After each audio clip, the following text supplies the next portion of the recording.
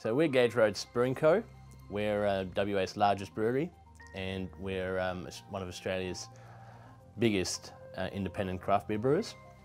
We're situated in Palmyra, just outside of Fremantle in WA, and our business is actually named after the strip of ocean that separates Fremantle and Rottnest. My background is I've got 15 years experience in finance. I did a master's in accounting. I'm also a chartered accountant and a chartered company secretary. I've done a lot of work with ASX listed companies when I was working for one of the big accounting firms in audit. I did that for 5 years and then went and did a 12-month contract as running the finances of a small internet-based business, and then became financial controller at Gage Roads shortly thereafter. And then over the years got promoted to company secretary and now CFO and company secretary. We started in 2002. We started very much as a small-scale, small volume brewer. We listed on the stock exchange in 2006, and then had Woolworths become a major shareholder of the business in 2009. And yeah, we've recently undertaken a transaction that's actually sourced buyback those shares and become fully independent again. So Atomic Pale Ale is our best seller and has been for a number of years.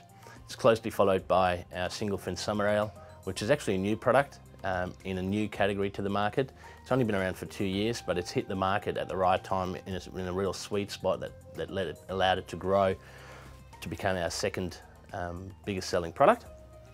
And then we've got our Sleeping Giant IPA, which is the biggest selling IPA in Australia. And then last but not least is our Little Dove, which is an award-winning beer and has recently taken out Australia's best beer in the 2016 Australian International Beer Awards out of 2,500 international entries. We're focused on domestic supply and production only. The craft beer market is actually a very interesting part of the market to be in. It's the fastest growing segment in the beer market, and it's basically keeping the whole beer market afloat. In Australia, that part of the market is about 9% of the overall market. In the US, it's more like 20 to 25% of the market, and we can't see a reason why that part of the market wouldn't also catch up to that sort of proliferation as it did in the US. We're 12 months into our 5-year strategy. We've got a number of key leading indicators that we hold ourselves accountable to. One is that year on year, we expect our own brands to grow.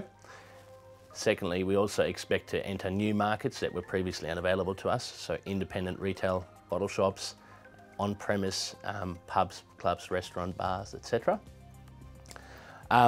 We expect to see more of ourselves in more places, so we are ramping up our sales and marketing.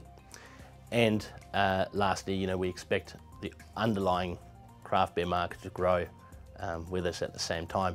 And if all those things come together, then we expect to be well on our way to deliver what we hope is $1 EBITDA per litre.